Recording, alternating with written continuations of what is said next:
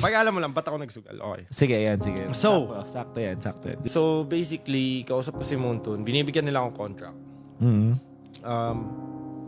Yung contract na yun, mag-i-start normally this April. Oo. This April or March, correct me if I'm wrong. Oh. Okay lang ilabas to. Okay lang. Gusto nila akong bigyan. Willing naman ako. Gusto ko talaga. But, shit happens.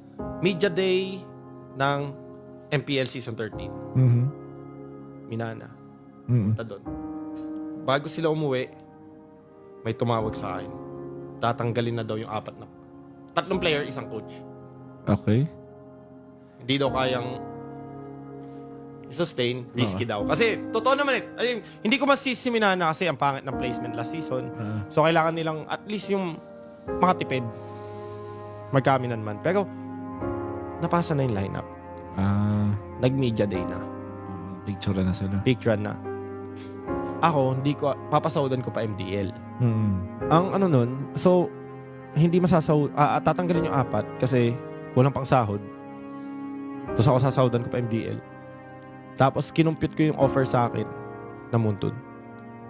Hindi kasha. Palugi. Sa akin, sabi ko, paano pagkakasyahin to?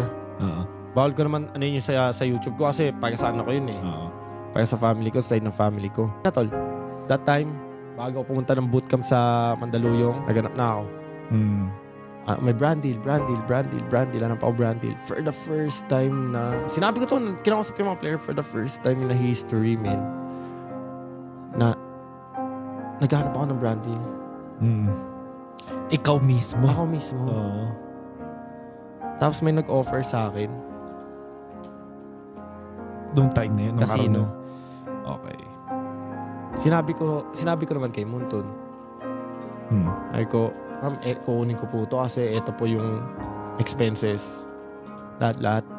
Tapos ito po yung kailangan kong anuhin. Kumbaga, naging transparent ka sa... Naging transparent ako sa nila.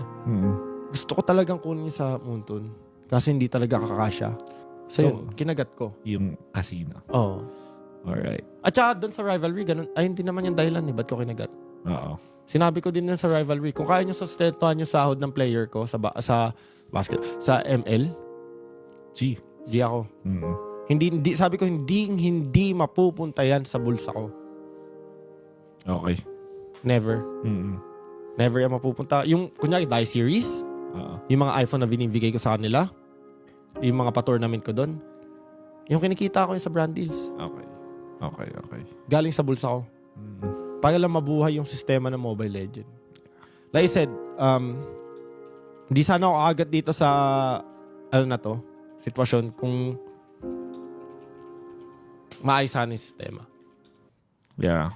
And hindi ko naman sinisisi si Minana doon kasi totoo naman top 8 kayo sunod-sunod. So, ay, top 7, top 8. Hindi natin sila masisi. Walang bumibili ng merch. Alam mo yun?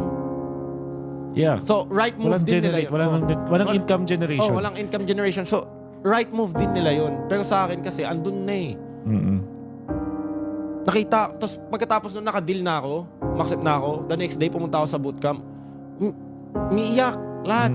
Tapos sabi ko, guys, teka lang, may good news ako at may bad news. Sabi ko sa kanila, bad news, nag-accept ako ng casino deal. Good news. Okay. Ako na magpapasahod sa inyo. Mag-i-stay kayo. Okay. Ang intense naman nun. Ang intense, pre. Parang di kaya ng puso ko. Ano man, paano mo, okay, sabihin na natin, minat mo na siya, tapos, ayan, may passion ka talaga about that. Pero paano mo kinaya yun? Paano mo kinaya yung ganong decision making? Na talagang gagawin ko to. Ito. Hindi kasi sa akin, tol, kahit anong gawin mo, nandito na ako sa buhay na kung hindi ko pasasahudan tong player, maayos na buhay ko.